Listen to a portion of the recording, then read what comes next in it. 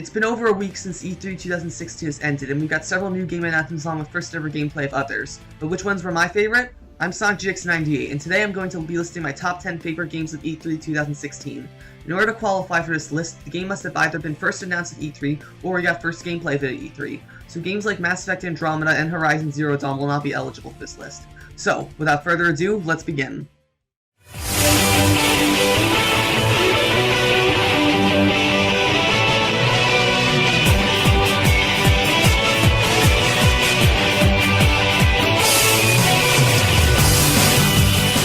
Honorable mentions. Days Gone. But those days are gone. Now I'm a drifter, a bounty hunter, a mercenary. And for me, the broken road is all that's left. Sea of Thieves. They're shooting back! Die! Die! No! No! No! Yeah! Okay, Mike, you're repairing, right? We're sinking. Oh, dude, we're gonna drown. Number 10. Prey. It's been a whole 10 years since the original Prey was released, and it's still as scary as it was back then. When I heard back in 2011 that Bethesda was taking a more action-packed Mass Effect-style approach with Prey 2, I was super excited. Unfortunately, however, that game was cancelled 2 years later, and I never thought we'd see a sequel until now. Acting as a complete reboot of the series rather than a direct sequel, the new Prey is appearing to return to the survival horror roots of the original game, looking almost like a first-person Dead Space game to me. I have high hopes for Prey's reboot when it comes sometime next year. Good morning, Morgan. You're not going to like what I have to say next. Number 9. ReCore. If you told me before E3 that the creators of Mega Man and Metroid Prime were going to make a game together, I would have never believed it. ReCore was announced back at last year's E3, but we finally got our first sneak peek at gameplay of the game this year. Developed by Comset, the creators of Mighty No. 9, and Armature Studios, the creators of Metroid Prime, ReCore seems like the 3D Mega Man game I never knew I wanted.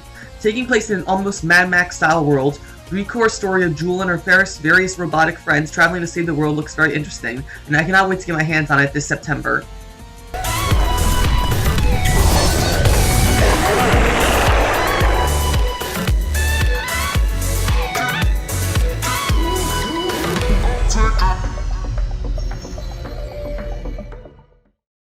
Number 8. Watch Dogs 2. Yes, I know the first Watch Dogs is kind of a disappointment compared to all the hype surrounding its release, but the sequel seems like it truly has the potential to be the game that the original was planned to be. With a whole new setting, cast, and plethora of new hacking tools to utilize, Ubisoft seems to be really stepping up their game with Watch Dogs 2. Taking place in the more tropical San Francisco as opposed to the original's urban setting of Chicago, the game looks like it will create all new forms of traversal to help players experience all there is to offer in the game. With the game releasing this November, we'll soon find out whether or not Ubisoft is able to bounce back from the original Watch Dogs mistakes with its sequel, Watch Dogs 2. Spaz if you want to. Spaz if you want. Spaz if you want to. Spaz if you want to. Number 7. Detroit: Become Human. Quantic Dream has always been one of my favorite game developers ever since I played their last game, Beyond Two Souls, back in 2013. Elaborating off of their tech demo Kara, released back in 2012, Detroit Become Human seems to be going with a dual narrative similar to Tales from the Borderlands, with Kara and new character Connor sharing the spotlight. The choice system seems very similar to Beyond Two Souls, and with an unclear release date at some point next year, Quantic Dream's newest game doesn't disappoint. My name is Connor. This is our story.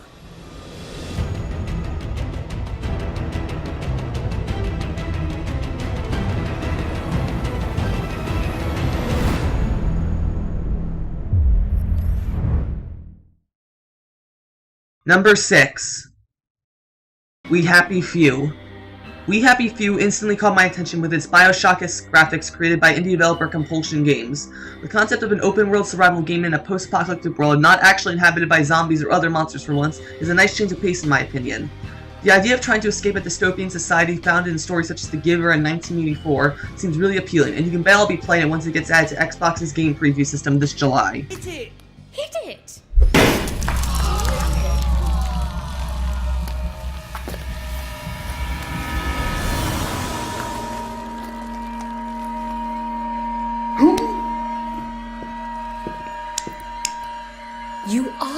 your joy. Take one of mine. Oh my lord. He's a downer. Call security. We've got a downer. Number 5. Dead Rising 4. This, along with numbers 4, 3, and 1 on this list, were the biggest surprises of E3 for me. I thought for sure Dead Rising 3 would have made it for a satisfying ending to this series despite its mediocre story and gameplay, but I guess I was wrong. Returning to the series' roots in more ways than one, Dead Rising 4 has players take control of Dead Rising 1 protagonist Frank West once again for some zombies slaying fun in the entire town of Willamette, Colorado, as opposed to just the original mall from the first game. With the return of Dead Rising 3's combo vehicles, plus even wackier new weapons and costumes to kill zombies with, Dead Rising 4, slated for release this December, is shaping up to be a great way to celebrate the series' 10th anniversary. Mix and mingle and a jingle and beat. That's the jingle bell. That's the jingle bell. That's the jingle bell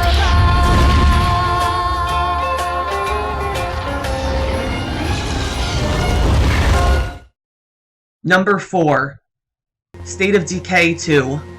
If you ever wanted to play a zombie game where you cared for a community as if you were watching an episode of The Walking Dead, State of Decay is the game for you. Released back in 2013, the original State of Decay was a fun game with an unfortunate amount of technical problems that made the experience somewhat lackluster. However, these problems appear to be remedied with Undead Lab's sequel to this game. With repolished graphics and more fluid combat, not to mention the long-awaited addition of multiplayer to the series, State of Decay 2 seems like it'll be the definitive zombie story game of this generation when it releases sometime next year.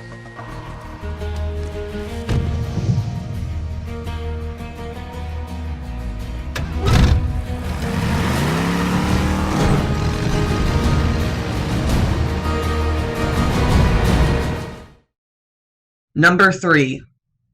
Resident Evil 7 Biohazard.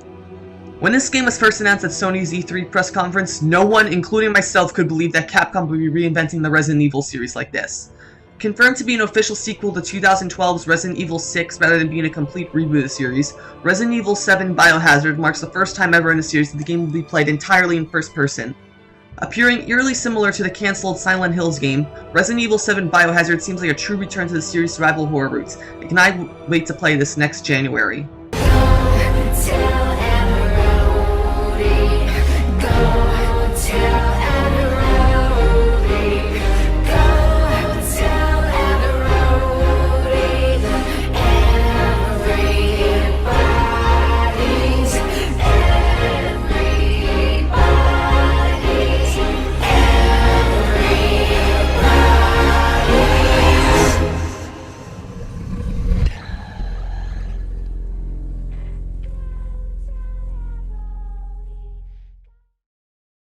Number 2.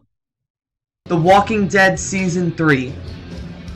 At this point, you probably already know that Telltale Games will always rate highly on these kind of lists. I've been eagerly awaiting news on this game ever since Season 2 wrapped up back in 2014. Taking place roughly 4 years after the events of Season 2, the final chapter of Clementine's story featuring new character Javier and a dual protagonist story similar to Tales from the Borderlands looks like it'll be the series' most intriguing story yet. I cannot wait to get my hands on Season 3's first episode when it launches later this fall to find out exactly who or what Clementine and Javier will be up against.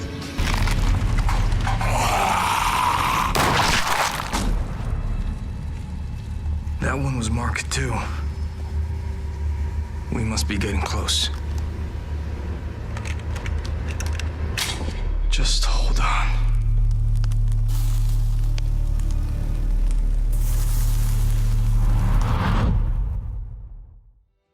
Before I reveal what my favorite game of E3 2016 was, let's take a look at what the past 9 were.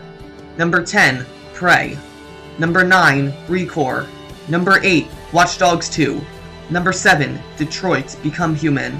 Number 6, We Happy Few. Number 5, Dead Rising 4. Number 4, State of Decay 2. Number 3, Resident Evil 7 Biohazard. And number 2, The Walking Dead Season 3. And now, my favorite game of E3 2016. Death Stranding. I'm just gonna say this right now. Had this game not been announced at E3, The Walking Dead Season 3 would have totally been number 1. It goes without saying that I am a huge fan of Kojima's work, and after being disappointed with the sudden cancellation of the revolutionary Silent Hills, Death Stranding seems to be the next best thing. Right now though, there's almost absolutely nothing on what this game's story is going to be about. What's with all the beached whales and dead crabs? Why is Norman Reedus naked on a beach with a baby connected to him with some sort of wire? Who or what are those 5 figures at the end of the trailer? Is this game Kojima's attempt at publishing his vision for Silent Hills under a different name? Regardless of whatever he's got planned for it, Death Stranding was easily the biggest surprise of E3 2016, and I look forward to being able to play the final project whenever it comes out.